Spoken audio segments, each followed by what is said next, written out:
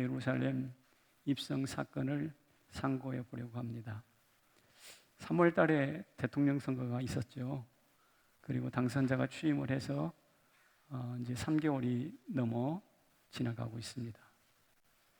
사실 대통령을 뽑는 것은 대단히 기대가 되는 정치 행위입니다. 흥분되는 일이죠.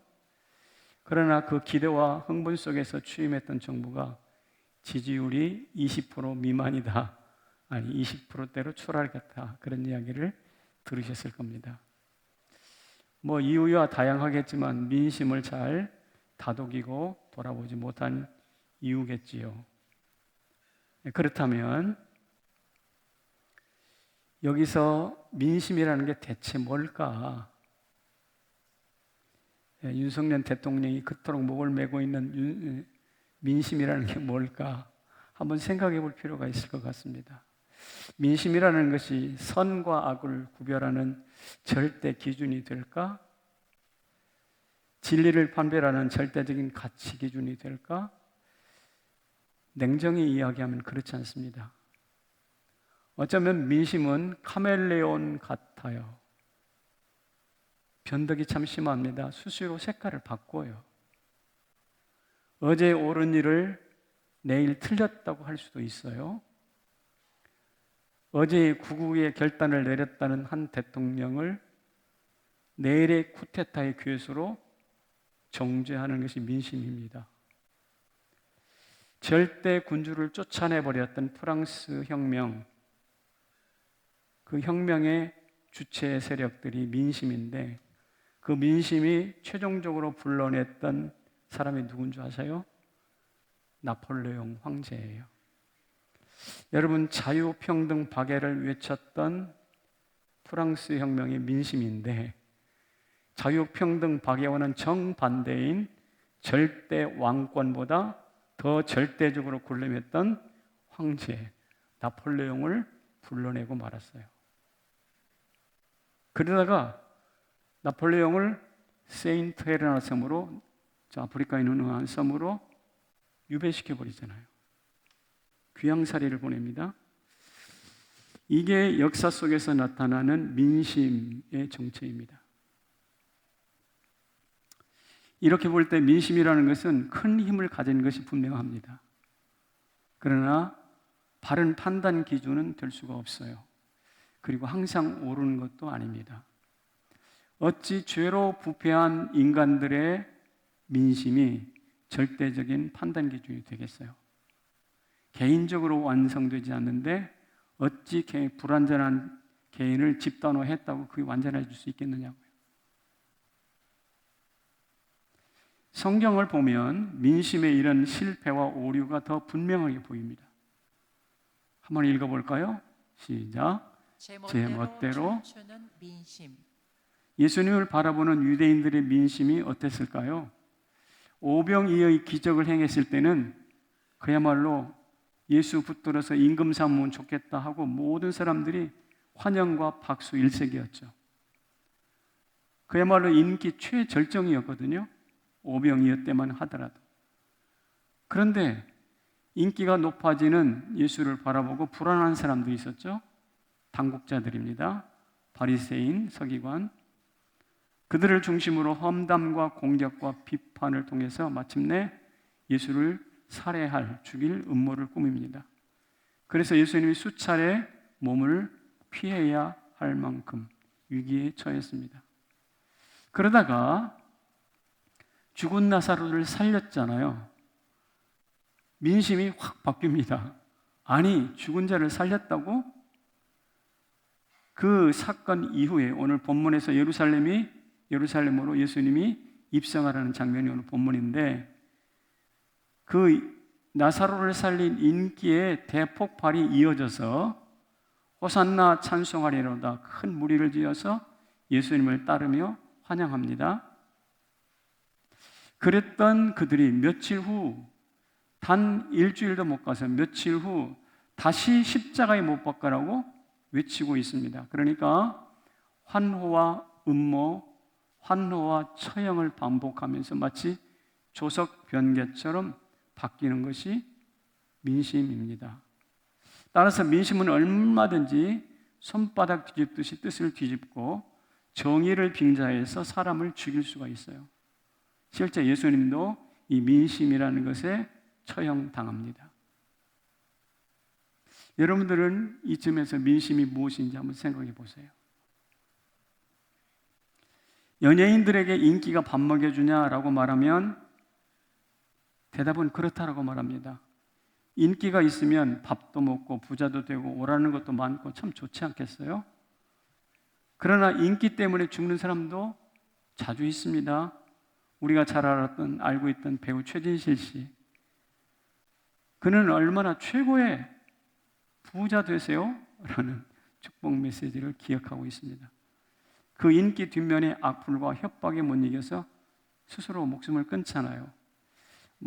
어쩌면 인기는 마약과 같은 것 같아요. 그래서 그걸 잃어버리거나 그것이 왜곡되면 심히 금단 현상처럼 괴롭거든요. 그런데 그 요동치는 인기라는 것 핵심이 무엇이냐면 민심이에요. 어쩌면 민심과 인기라는 것은 크게 다른 게 아니에요. 민심이 인기고 인기가 민심이니까.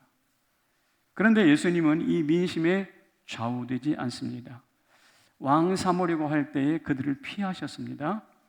음모를 꾸밀 때에, 죽이려고 음모를 꾸밀 때에 요단강 세례 받으신 곳으로 몸을 피하셨고, 또 풍요의 땅 에브라임으로 몸을 피하신 것도 엊그제 우리가 말씀을 통해서 나누었습니다. 이처럼 예수님께서 민심을 피하셨지만 오늘 예루살렘에 입성하실 때는 달라요. 그 민심을 직면하십니다. 평소 때가 아니라 아직 내 때가 이르지 아니하였다라고 몸을 숨기셨던 예수님이셨는데 이제 이때는 과감하게 자신을 드러내십니다. 나귀를 타시고 종려나무 가지로 호산나 외치는 군중들 사이를 지나가십니다. 여기서 나귀를 타셨다 하는 것은 겸손의 왕이다라는 뜻이고요. 종려나무를 들었다는 것은 평화를 외치는 거예요. 호산나라는 것은 나를 구원하소서, 우리를 구원하소서라는 뜻을 가지고 있습니다. 이렇게 이 세 가지 장면이 어우러지는 곳에 예수님이 지나가시는데 이것은 무엇이냐? 겸손과 평화와 구원의 왕이 오셨다라는 것을 보여주는 장면이에요. 이 장면을 피하지 않고 그 중심을 꿰뚫고 지나가십니다. 그런데 이것은 자의적으로 예수님 뜻을 따라 온 것이 아니라 구약 예언을 이루려 하심이라 라는 말씀을 하고 계세요. 마태복음 21장에 있는 말씀인데 같이 읽겠습니다. 시작. 이는 선지자를 통하여 하신 말씀을 이루려 하심이라. 구체적으로 선지자의 말씀이 무엇일까? 그것은 구약성경 스가랴 9장 9절 한번 읽어봐 주시겠습니까? 보라, 내 왕이 내게 임하시나니 그는 공의로우시며 구원을 베푸시며 겸손하여서 나귀를 타시나니. 스가랴 9장 9절을 이루시기 위하여 오늘 예수님이 입성을 하시는 거예요. 그러니까 영광 받기 위하여 입성이라기보다는 박수 받기 위하여 입성이라기보다는 구약 성경을 성취하기 위해서. 그러니까 오늘 예루살렘 입성은 예언 성취를 위하여 잘 짜여진 한 편의 드라마와 같습니다. 공생애의 명장면이에요. 그런데 여기서 알아야 될 것은 이 공생애의 명장면이 펼쳐지는 현장이 민심의 현장이에요.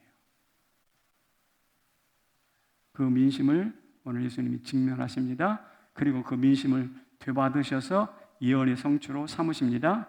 그러니 엎어졌다 뒤집어졌다 민심의 허술함 속에서도 말씀을 이루시고자 하는 하나님의 섭리의 치밀함을 보고 있어요. 민심의 허술함 속에서도 섭리의 치밀함을 보고 있어요. 따라서 요사이 정치 논리에 의해서 춤을 추고 있는 성도들이 많이 있는 것으로 압니다.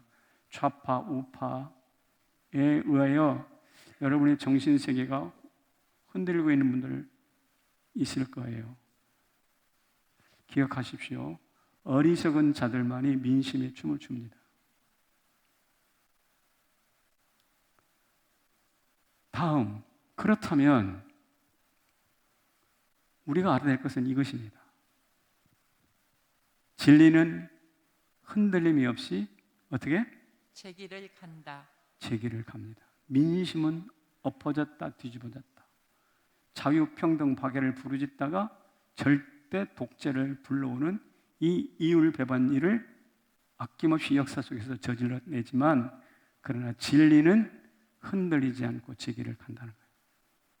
우리 남자들은 이런 말 많이 했죠. 군대에서 거꾸로 매달려도 국방무시개는 간다.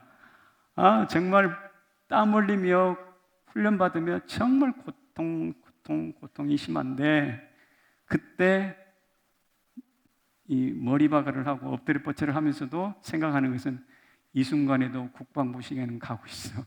뭐 이러면서 위로를 받았던 기억이 있습니다. 그처럼 폭풍이 휘몰아쳐도 진리는 앞으로 전진합니다. 민심은 덧없이 출렁거려도 진리는 방향을 잃지 않고 흔들림 없이 하나님의 섭리를 이루기 위하여 한 발 한 발 앞으로 나간다는 것이죠. 어떻게요? 오늘 본문에 보면 예수님이 나귀를 가져오라 라고 제자들을 보냅니다. 그런데 특이하게도 예수님은 평소에 나귀를 기르신 분이 아니에요. 그런데 특이하게도 나귀 주인이 주가 쓰시겠다 이 한마디에 말없이 나귀를 내어줍니다. 요 사이로 말하면 누가 나 차 좀 쓰겠습니다 라고 말을 했더니 고급 제네시스 최고급 승용차를 두 말 없이 내주는 것과 똑같아요. 우리 제네시스 만약에 여러분들이 아주 최근에 고급차를 하나 뽑았다고 생각해봐요. 근데 누가 내가 좀 잠깐 탈게 할 때 순순히 내줄 수 있어요? 못 내줘요. 왜? 가다가 사고 나면 또 보험의 문제도 있고 이게 보통 문제가 아니니 얽히고 섞인 일이 한두 가지가 아니니 못 내준다고요. 그런데 아무런 이의도 없이 척 내줘요. 이게 무엇입니까? 진리가 성취되는 장면이에요. 호산나 찬송을 부르는데 당국자들이 예수님에게 와서 저 찬송 소리 좀 멈추게 하시오. 저거 옳지 않는 찬송입니다 라고 말을 할 때 예수님이 뭐라고 그랬는가? 이렇게 말씀하십니다. 이 사람들이 침묵하면 다 같이 돌들이 소리 지르리라. 예, 이 사람들을 입을 닫게 만들면 저 돌들이 소리를 지를 것이다 라고 말을 합니다. 그러니까 진리가 현실화 될 수밖에 없다는 뜻이에요. 누가 길을 막든 사람이 방해를 하든 관계없이 선뜻 고급 승용차를 내주고 선뜻 돌도 소리를 지르면서 진리가 가는 그 길을 밝혀준다 이 말입니다. 그래서 진리가 현실화되는 두려운 완벽함이고 저항할 수 없는 철저함이에요. 진리는 완벽합니다. 두려울 만큼. 진리는 철저합니다. 저항할 수 없을 만큼. 이처럼 완벽한 것 철저함으로 진리는 항상 제 길을 가고 있습니다. 지금도 그렇습니다. 세상이 다 거꾸로 가고 이 썩어 문드러진 세상 하면서 세상 탓을 많이 하잖아요. 우리 눈으로 볼 때는 그럴 수 있겠지만 그러나 세상 안에 주의 진리는 오늘도 여전히 역사의 수레바퀴를 돌리고 있어요. 인간의 민심이 하나님의 진리를 막을 수 없다라는 것입니다. 민심이 천심이다라는 말 많이 하는데 저는 그것은 틀렸다고 생각합니다. 민심은 천심이 아닙니다. 자, 그렇다면 진리가 완벽함과 철저함으로 제 길을 가고 있는데 그게 도대체 뭘까요? 완벽함과 철저함으로 우리 인간의 마음을 움직입니다. 아침 마음이 저녁까지 가지 않아요. 저녁 가면 또 바뀔 수가 있어요. 오늘 마음이 내일까지 가지 않아요. 진리의 작용이에요.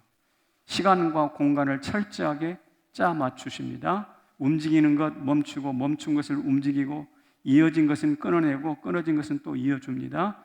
교만한 것은 낮추고 겸손한 것은 높여주고 강한 것은 약하게 하고 약한 것은 강하게 합니다. 이렇게 완벽함과 철저함으로 우리 인생을 다스립니다. 이것을 일컬어서 우리는 뭐라고 성경의 용어로 바꿀 수 있냐면 때를 따라 돕는 은혜. 이게 진리가 전진하는 방식이에요. 때를 따라 돕는 은혜를 얻기 위하여 은혜의 보좌 앞에 담대히 나아갈 것이니라 라고 말을 했는데, 이게 때를 따라 돕는 은혜를 다른 말로 표현하면 야구 경기에서는 적시타 아세요? 타임리 히트, 점수를 얻어낸 적시타. 축구장에서는 극장골이라는 말 들어봤어요? 극장골, 막 아주 1대1로 비기다가 마지막 종료 휘슬 불기 직전에 슛 골이 내가지고 극장골로 이기는 거, 이런 거예요. 때를 따라 돕는 은혜, 진리가 전진하는 방식입니다. 이런 은혜가 우리 모두에게 있기를 주의 이름으로 축원합니다. 때를 따라 돕는 은혜, 진리가 진리로 드러나는 방식, 성도가 성도로서 살아가는 방식, 때를 따라 돕는 은혜. 8년간 애굽에서 총리가 되고 포로된 바벨론이 출세의 지름길인 반전도 있습니다. 요나가 도망갈 때 마침 다시스로 가는 배가 있었죠. 룻이 이삭을 죽을 때 마침 보아스가 찾아왔죠. 그 반전과 마침, 이것도 진리가 진행하는 방식이에요. 이 반전과 마침이 진리를 촉진합니다. 그 진리가 무엇인지 보고 듣고 알도록 현실화합니다. 그러니까 스가랴 9장 9절이 말씀으로만 있었는데 예수님의 예루살렘 입성을 통해서 보고 듣고 경험하는 현실로 찾아오는 것처럼 오늘 우리 주님께서 우리 가운데 실행하시기를 원하는 진리가 그런 방식으로 찾아온다, 이 말입니다. 때를 따라 돕는 은혜로, 때로는 반전으로, 때로는 마침으로. 여러분과 저에게도 그렇게 되기를 소망합니다. 그래서 진리는 추상이 아니라 실제란 말이죠. 그래서 진리가 너희를 자유케 하리라는 말씀도 현실입니다. 따라서 덧없는 민심 속에서 길을 잃어버리지 말고, 좌파 우파라는 이런 논리 속에서 여기가 옳으니 저기가 옳으니 좌충우돌하지 말고 성도는 진리신 예수 그리스도를 따라갈 수 있기를 축복합니다. 그런데 안타깝게도 그렇게 하지를 못해. 나중에서야 아하, 그게 그래였구나, 늦게서 깨닫거든. 한번 읽어봅시다. 시작. 뒤늦은 깨달음도 좋다. 뒤늦은 깨달음도 좋다. 이게 무슨 말이냐면 제 이야기가 아니라 오늘 본문의 이야기입니다. 사도 요한에 따르면 제자들이 이 예루살렘의 입성이 구약 성경의 성취인 것을 뒤늦게 깨달았다는 거예요. 한번 읽어볼게요. 시작. 제자들은 처음에 이 일을 깨닫지 못하였다가 예수께서 영광을 얻으신 후에야 이같이 한 것임이 생각났더라. 영광을 얻으신 후라는 것은 십자가에 못 박혀 죽으시고 부활하신 이후에 그때 예루살렘 입성이 스가랴 성경의 성취였구나라고 깨달은 거예요. 뒤늦은 깨달음입니다. 세상은 이런 깨달음에 대하여 점수를 안 줘요. 사후약방이란 말 들어봤어요? 사후약방. 사람이 죽은 후에 약방 쫓아가면 뭐 하겠느냐? 이게 사후약방인데요. 세상 사람들은 뒤늦은 깨달음. 그런데 성경은 이 뒤늦은 깨달음도 소중히 여깁니다. 왜냐하면 아까 무엇이 있다고 그랬어요? 반전이 있어요. 마침이 아니고 슬쩍 지나가 버렸잖아요. 그러나 그것이 마침이 되도록 판을 뒤집으세요. 반전. 그래서 때를 따라 돕는 은혜로 바꿔줍니다. 늦었네, 뒤늦었어 라고 하지만 반전이 있어서 때를 따라 돕는 은혜로 바꿔주세요. 흔들림 없는 진리가 우리를 돕고 있고 마침내 복, 합력하여 선을 이루는 하나님의 섭리가 우리를 부여잡고 있음을 믿으시기를 바랍니다. 그런데 이거보다 더 중요한 것이 하나 있어요. 누구냐면 성령 하나님의 존재입니다. 성령은 진리의 영이시거든요. 그래서 아까 제자들이 생각났더라라는 말이 나셨죠. 이와 같이 한 것임을 생각났더라. 이 생각났더라는 것은 누가 생각나게 했을까요? 성령 하나님이세요. 어떻게 하나? 요한복음 14장에 보면 이런 말씀이에요. 시작. 성령 그가 너희에게 모든 것을 가르치고 내가 너희에게 말한 모든 것을 생각나게 하리라. 성령 그가 가르치시고 그가 또 어떻게 해요? 생각나게 하시는 거예요. 그러니까 성령 제자들이 까마득히 잊어버렸어요. 그런데 아하, 그 예루살렘 입성이 스가랴의 성취였구나라고 뭐예요? 생각나게 하시는 거예요. 그러니까 뒤늦은 깨달음도 성령의 역사라면 크신 은혜가 됩니다. 뒤늦게 깨달음, 시간이 지나버린 버스 떠난 다음에 손드는 그런 무의미한 것이 아니라 그것을 반전시켜서 때를 따라 돕는 은혜로 바꾸어 주실 줄로 믿습니다. 이게 성령이 하시는 일이에요. 여러분, 베드로가 닭울음 소리에 네가 나를 부인하리라는 말씀 생각나가지고 통곡했다고 그랬잖아요. 그것도 누가? 성령께서 깨닫게 하시는 거예요. 절대 의미가 없는 게 아닙니다. 비만 오면 슬피 우는 청개구리 아시죠? 개구리가 왜 울죠? 엄마 말에 어긋장 놓고 노성 반대로만 하는 아들 개구리, 미운 탈박이는 아들 놓고 아들을 남겨두고 죽어야 될 어머니가 생각하니까 어떻습니까? 아, 요놈은 노상 거꾸로만 하지? 아, 그래, 이렇게 유언을 남겨야 되겠다. 나 죽으면 산에다가 말고 어디다? 냇가에다 묻어다오. 그래야 산에다 묻을 거 아니냐고 그렇게 유언을 남겼는데 아들 녀석이 마지막 작심을 합니다. 우리 엄마 마지막 유언이니까 마지막 유언이니까 내가 순종을 해야지. 그리고 냇가에다 묻었네. 근데 엊그제처럼 큰 비가 내렸잖아요. 시냇물이 쓸고 지나가 버렸어. 그러니까 청개구리가 아이고 비야 멈추어라, 냇물아 우리 엄마 무덤 돌려다오 하면서 비만 오면 운대. 그렇게. 그래, 개구리가 비만 오려고 하면 우는 이유가 바로 거기 있어요. 때늦은 청개구리 울음을 그렇게 동화처럼 이야기를 하고 있습니다. 세상은 이처럼 구슬프게 때가 늦었다고 무릎을 치면서 울고 있습니다. 그러나 기독교는 다릅니다. 왜요? 그 때늦은 깨달음마저도 복되고 다시 반전시켜서 때에 맞는 은혜가 되게 하실 줄로 믿습니다. 기독교의 역사거든요. 한번 봅시다. 반전과 마침 때를 따라 돕는 흔들림 없는 진리가 있다니까요. 믿으십니까? 마침내 복 합력하여 선을 이루는 하나님의 섭리가 있다니까요. 믿으십니까? 예, 이미 잊어버린 것도 다시 생각나게 하시는 성령님이 계시다는 거예요. 믿으십니까? 네. 그러니까 난 머리가 나빠서 자주 잊어버려. 이런 머리 나쁘다, IQ 탄 이런 거 하지 말고 우리 기억력을 믿지 말고 우리 기억력을 회복시키시는 성령 하나님의 지혜를 믿으시길 바라요. 변하는 민심, 변치 않는 진리 사이에서 서성대지 말고 변치 않는 진리 편에 서시기를 축복합니다.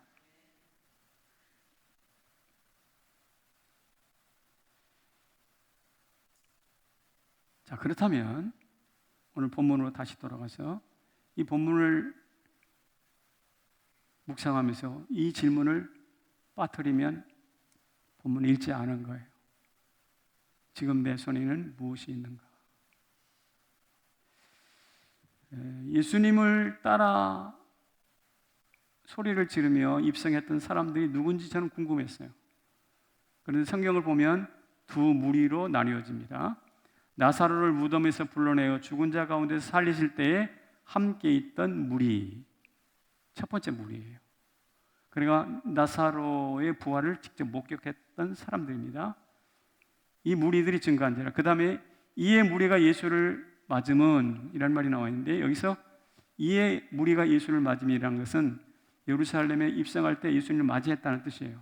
이 무리들은 누군가 하면 나사로 부활한 거 본 것과 보고 그 말씀을 전해서 아, 그런 사람, 그런 예수가 있어? 나도 보고 싶네? 하고 현장에서 합세한 그룹이에요. 그러니까 두 종류의 사람들이죠.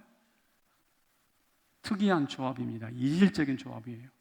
그런데 오늘 그것을 오늘 본문은 무리라고 표현하고 있는데 어쨌든 이 이질적인 무리들이지만 그러나 통일된 건 있어요. 그것이 무엇이냐면 손에 세 가지 중에 하나를 들었다는 거예요. 나귀를, 종려나무를, 호산나 찬송을. 이 세 가지 중에 하나는 가슴에 혹은 손에, 입에 외쳐대면서 예수님께 나아가고 있어요. 따라서 우리 각자는 다 달라요. 우리 같은 사람 한 사람도 없어요. 그러나 이 부분에 있어서는 하나로 통일돼야 될 것 같아요. 무엇입니까? 예수 그리스도 예루살렘 입성을 축복하고 축하하고 기뻐하는 데는 같아야 돼요. 근데 그렇게 하려면 우리 속에 내 안에는 무엇이, 내 손에는 무엇이 있는지 물어봐야 돼요. 아까 고급 승용차에 해당하는 나귀 하나 드렸다고 그랬죠? 평화의 상징 종려나무를 드렸다고 그랬죠? 왕으로 오신 이여 우리를 구원하소서 호산나 찬송 소리를 드렸다고 그랬죠? 우리 가운데도 이 세 가지 중에 하나는 있어야 된다고 생각합니다. 세 가지 중에 하나는 있어야 돼요. 그래서 그것이 주님께 드려지고 주님께 드려지는 찬송, 나귀, 종려나무, 하늘에 기록됩니다. 드려지면 기록됩니다. 한번 저를 따라서 하실까요? 드려지면 기록됩니다. 반대로 내 손에 있으면 썩습니다. 그래서 하나님 앞에 빈손으로 나오지 말라는 말씀이 있잖아요. 빈손은 피하시는 게 좋습니다. 왜냐하면 빈손은 소리만 전하는 깡통일 가능성이 100%입니다. 얼마 전에 전화를 받았습니다. 지지난주 에어컨 고장으로 인해서 더위 가운데 예배를 드렸죠. 그 더위 가운데 예배를 드렸던 우리 교회 어느 한 집사님이 마음에 하나님 주신 음성이 있었던가 봐요. 그래서 주중에 저한테 전화를 하셨더라고요. 평소 저한테 전화를 잘 안 하셨던 분인데 전화를 와서 제가 무슨 급한 일이 있는가 하고 덥석 받았더니 목사님 안녕하세요 라고 하면서 유쾌한 목소리가 들려왔어요. 그리고 지난 주간에 더운 데서 설교하신다고 수고 많으셨죠? 에어컨 그거 수리하는데 얼마나 들까요? 왜요? 꽤 들 겁니다. 다른 게 아니라 하나님 주신 마음이 있어서 제가 그 수리비 전액을 하나님께 드릴까 하고요. 한동안 가슴이 먹먹했습니다. 아, 우리 교회도 이런 분들이 계시는구나. 제가 볼 때는 그분은 나귀 한 마리를 드린 거예요. 나귀 하나. 작년에 받았던 전화입니다. 목사님, 박희성 선교사님이 말라유로 가셨다는데 말라유에 우물 파는 데는 얼마나 드는가요? 질문하셨어요. 예, 제가 알기로 400~500만 원 좋게 들지 않겠나 싶습니다. 네, 알겠습니다 하고 전화를 끊었는데 며칠 후에 우물 4개 내지 5개를 팰 수 있는 돈을 헌금하셨어요. 제가 무슨 생각이냐면 이분은 옥합 마리아의 옥합을 드린 것 같이 옥합을 드렸구나. 누구는 나귀, 자동차 하나를 드린 거고 누구는 옥합 하나를 드린 것이구나. 지난 DTS 14기가 수료를 했잖아요. 기간 중에 많은 성도들이, 선배들이 훌로잉을 했어요. 부유하신 분들은 아닙니다. 암암리에 훌로잉 했어요. 풍성했어요. 훈련생들이 감동받았어요. 우리 교회의 저력을 알았어요.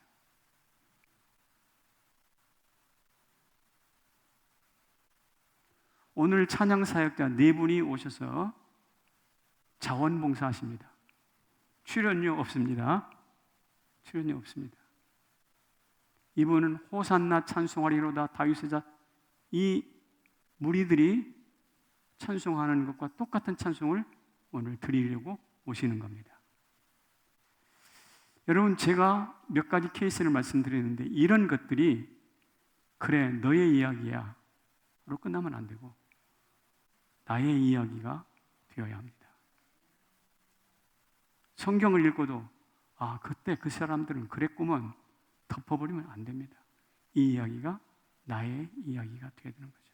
그래서 제가 묻습니다. 뭐라고요? 지금 내 손에는 무엇이 있습니까? 오늘 오후에 오셔서 많이 좀 참석하시고 또 그런 기회를 누릴 수 있었으면 좋겠습니다.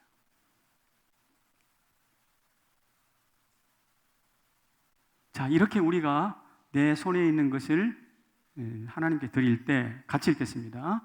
시작. 내려놓으라 온 세상이 따를 것이니. 오늘 보면 세상이 탄식하는 장면이 나옵니다. 바리새인들이 말하되 너희 하는 일이 쓸데없다. 너희 하는 일이라는 것은 예수를 잡아 죽이려고 하는 일이 다 쓸데없다. 저렇게 수많은 사람들이 예수를 따르는 것을 봐라. 온 세상이 그를 따르고 있지 않니? 라는 이야기거든요.